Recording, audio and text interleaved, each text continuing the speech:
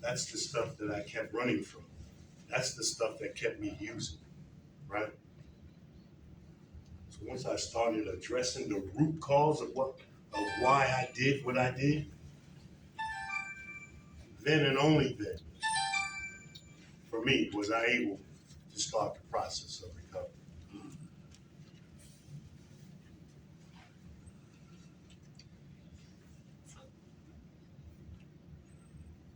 The root, he talks about it all the time.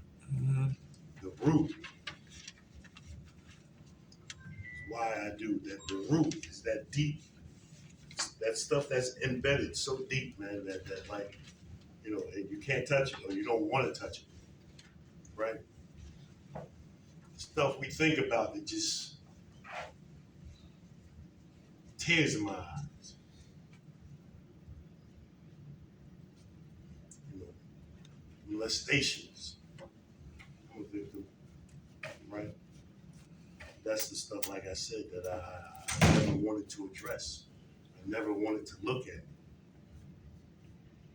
I always thought it made me less than. You know what I mean? It wasn't until I started addressing that kind of stuff where I was able to find out that like it wasn't my fault.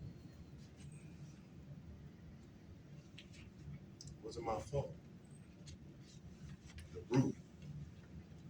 I acted out on behaviors for a long time because I didn't want to deal with the root cause. Mm-hmm.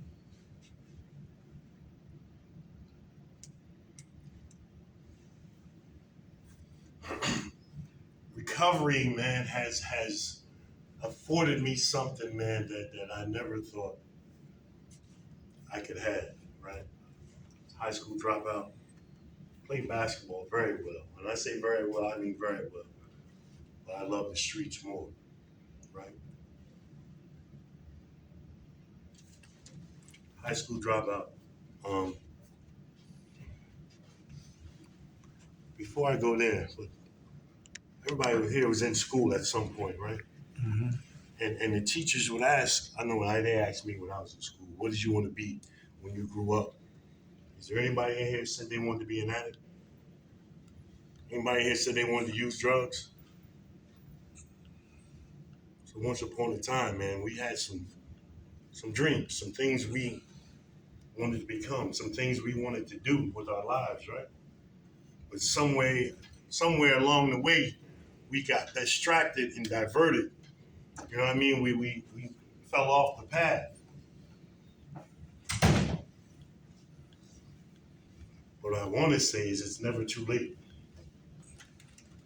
It's never too late, right?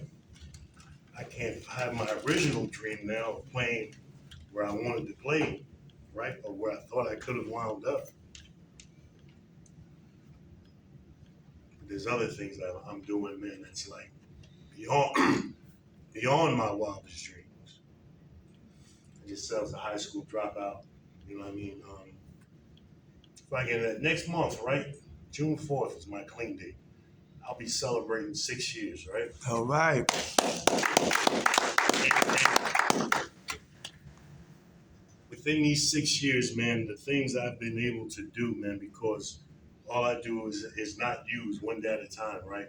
And things just happen, right, in my life. I'm able to do some things, right? I mentioned being a high school dropout. I went back and got my GED since I've been clean, right?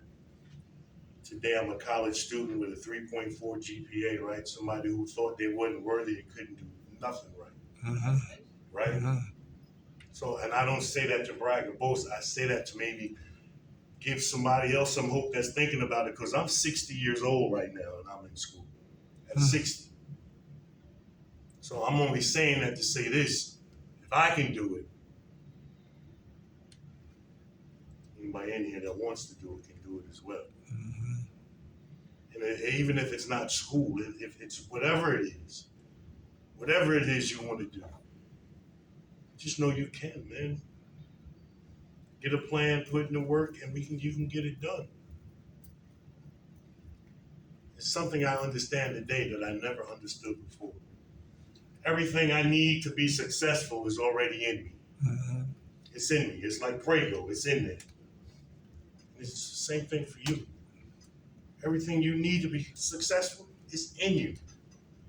It's in you. Whatever success looks like for you, because it looks different for everybody, right?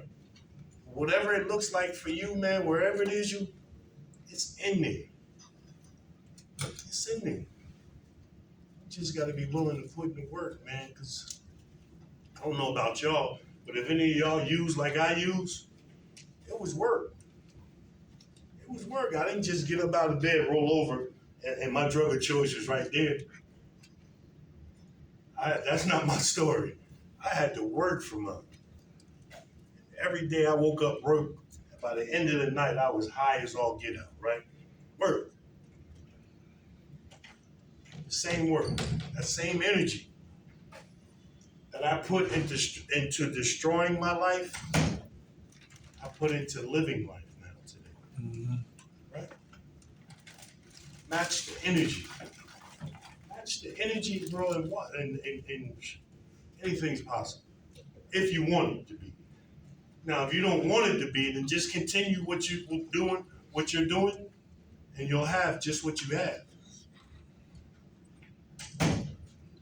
You know what I mean? Mm-hmm. But if you want different, if you want better, I'm telling you, man, that you can have it. You can have it. I had to learn how to invest in myself on a positive. Invest in yourself.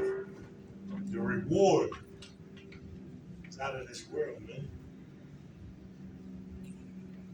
Rewards is endless. It's endless. All we got to do, man, is be willing to do something different.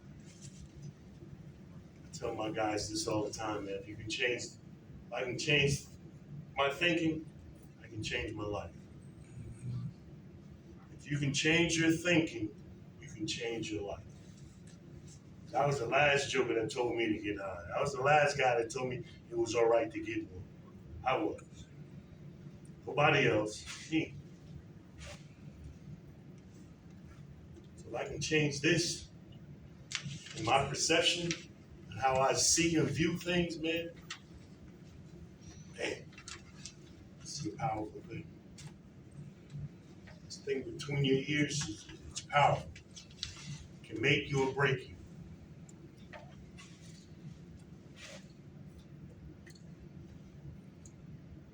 Bottom line is this, right?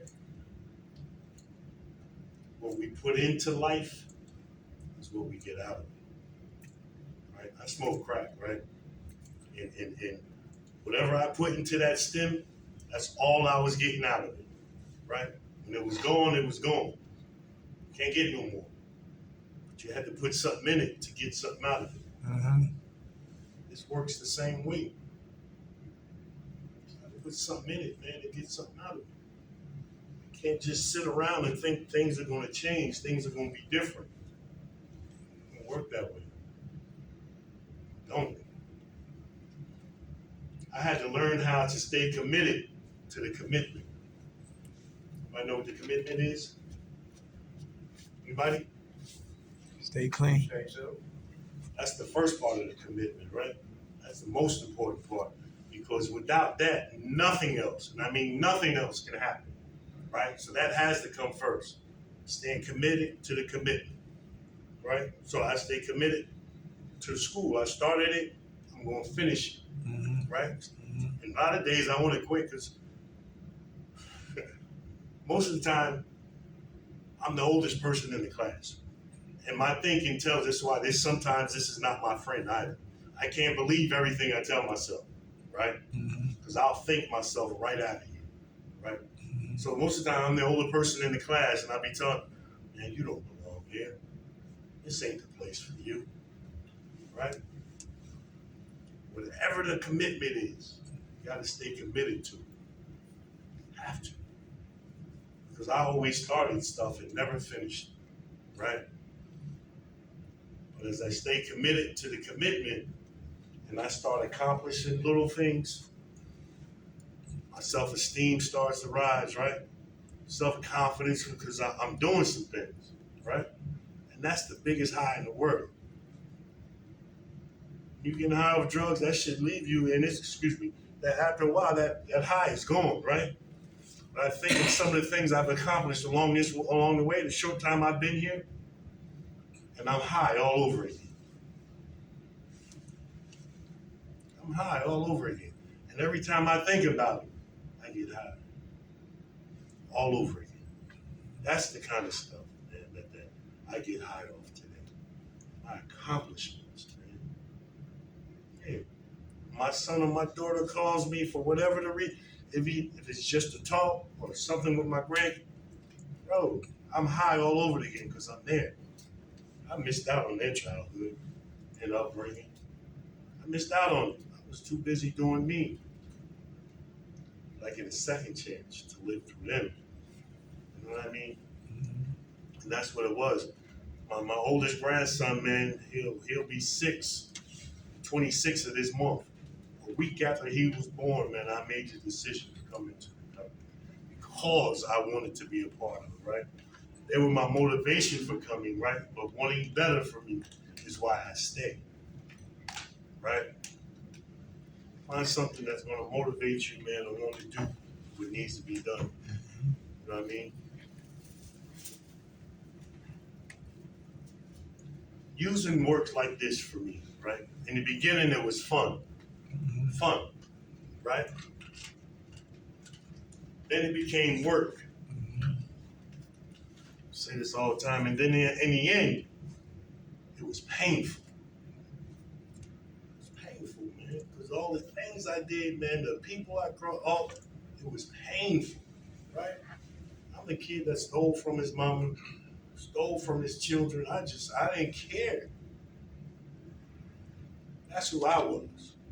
So that's why it was so painful for me in the end, right? I didn't care about me, so there's no way I could care about you or anybody else. But now, today, I'm reaping the rewards of that pain. You understand what I mean when I say that? I'm reaping the rewards of my pain? Because it was so painful, man, I never want to go back to that. So painful. In the beginning, man, when I got clean, I thought I would, in the fetal position, man, just crying like a baby, man, because it hurt so bad.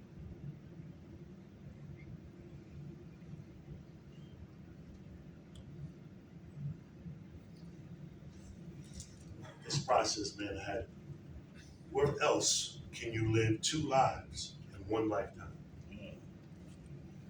I messed up my first part of my life. I messed it up dearly.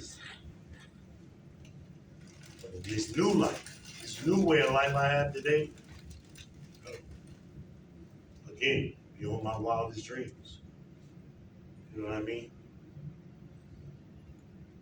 The program I went to where I first met Derek at, man, I completed that program, you know, after being there 45 days, and I went to a long-term program. I stayed there for 14 months, man, and the first program I met him at, I was able to go back there and work as a certified peer specialist, right? Because I got certified while I was here this time, right?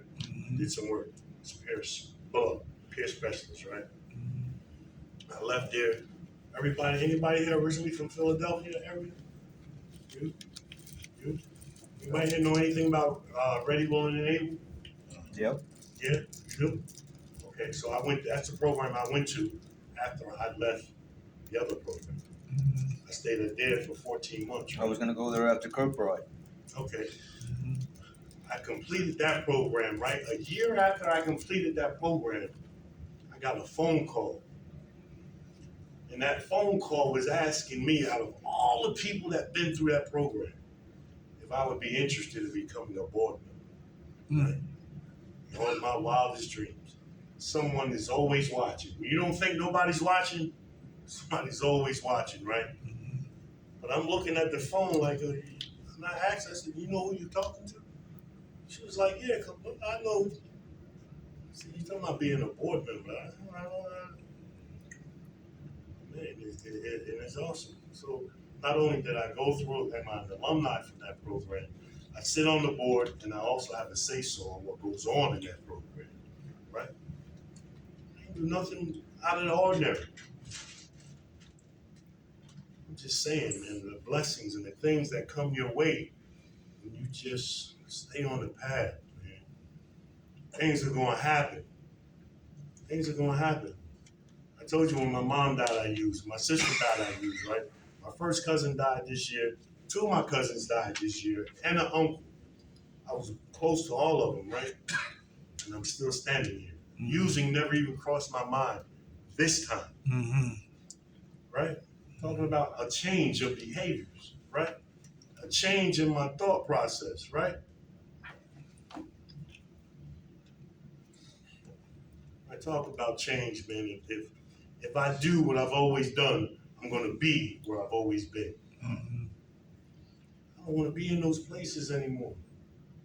I don't. I don't. I got tired of being in facilities with a bunch of men every day, right?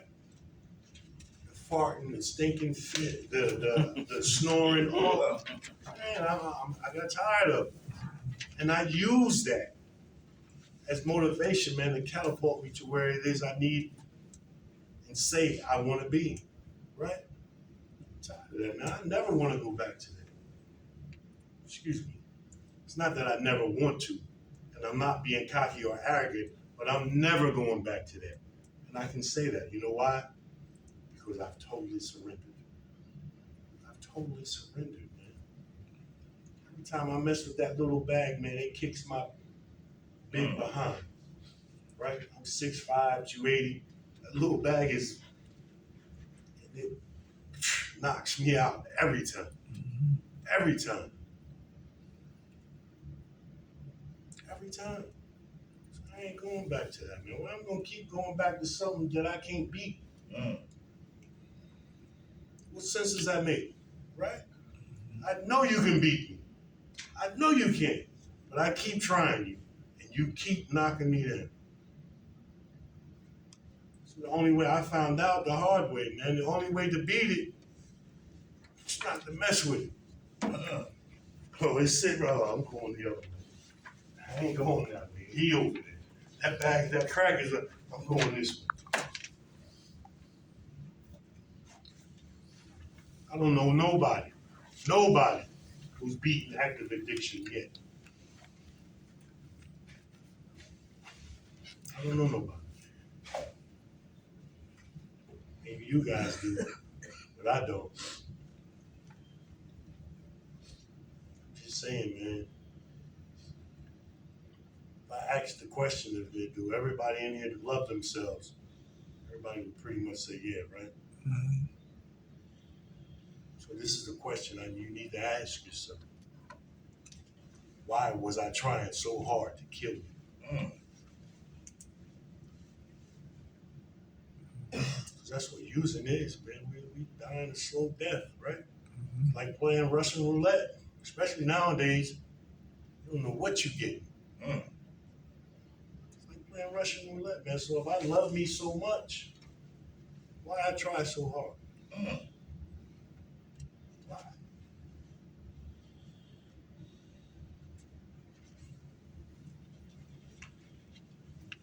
This is the thing, right? Cause and condition. When I find out, and I'm going back to the root, the cause, I have to find out what's my cause. Why do I do what I do? What's my cause? What am I running from? What do I not want to face? What am I afraid of? Right? Cause. Why do I do it? And the conditions, right? The conditions I wind up in when I do what I do, right? Conditions. For me, my conditions was homelessness, jails, institutions, conditions.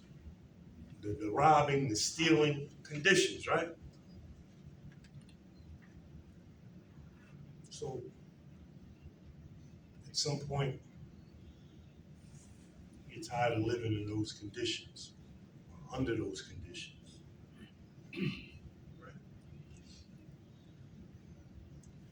enough is enough. You get sick and tired of being sick and tired of being tired and sick. Right?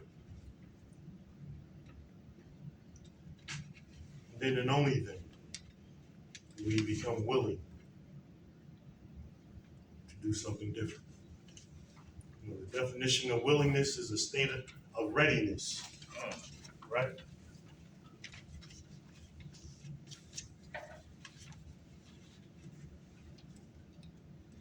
To be willing, man.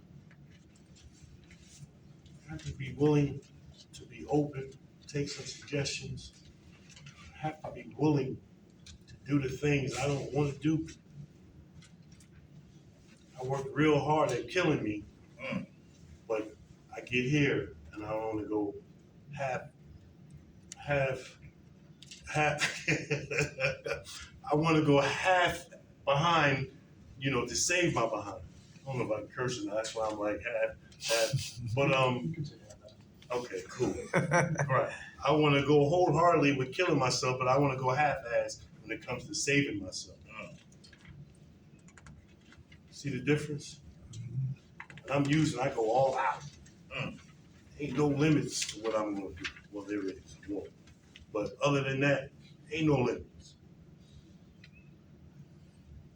But when I get here,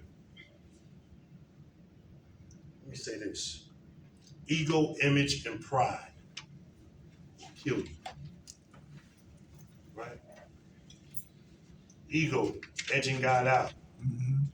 Anywhere where my ego is at, God can be nowhere in the picture. Edging God out, right? Pride. Acronym for pride. Anybody? Primary reason I die early. I can't put my pride to the side and ask for the help that I need to get through whatever it is I'm going through. Especially as men. We think it makes us weak if we ask for help. It makes us vulnerable, right? But every day I was using, I'll ask somebody, yo, where's that? Who got it? But when I get on this side, I have an issue with asking you to help me save my life. Help me live, right? Actually, it makes you stronger because it takes courage, right? And those who show courage, there's no way in the world we could be weak, right? It takes courage, man, to ask for help, to become vulnerable, let someone know that, like, I'm struggling in this area. And I'm gonna let you know a little secret, right? There's nothing in the world that you can go through that somebody hasn't already been through. Right? Nothing. Somebody's been through it and somebody's gotten through it. But because of my ego, my image, you know what I mean? Because of my thinking said, well, what are they going to think of me? How are they going to view me? Right? And I stay sick and I continue to die inside. I had to learn how to ask for help, man. Become vulnerable, man, and just allow other men to help me, man. That's what this thing is all about. Each one teach one. There's no big eyes or little U's, man. Everybody's created equal. We all sitting here together. So how can anybody be better than anybody? How?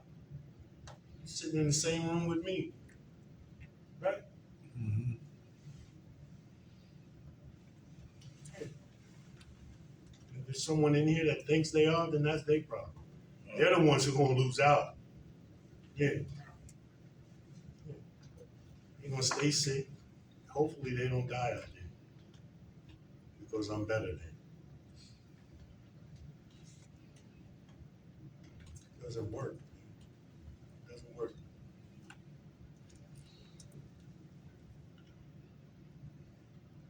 I'm going to leave with this, right?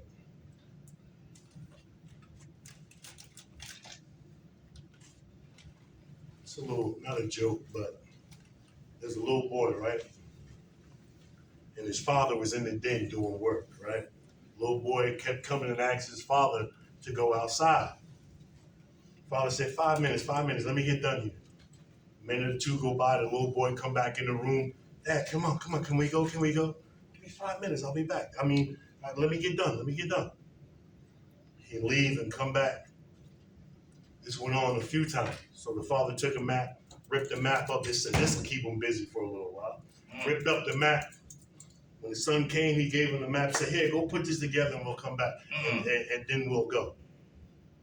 The son came back in like 5 minutes. He said, okay, Dad, let's go. Father asked him, how did you put the map together so fast? He said there was a picture of a man on the back. So he put the man together and the whole world fell in place. Ooh. Thank you for letting me share. All right. Cool food, brother. God bless you. Thank you. All right.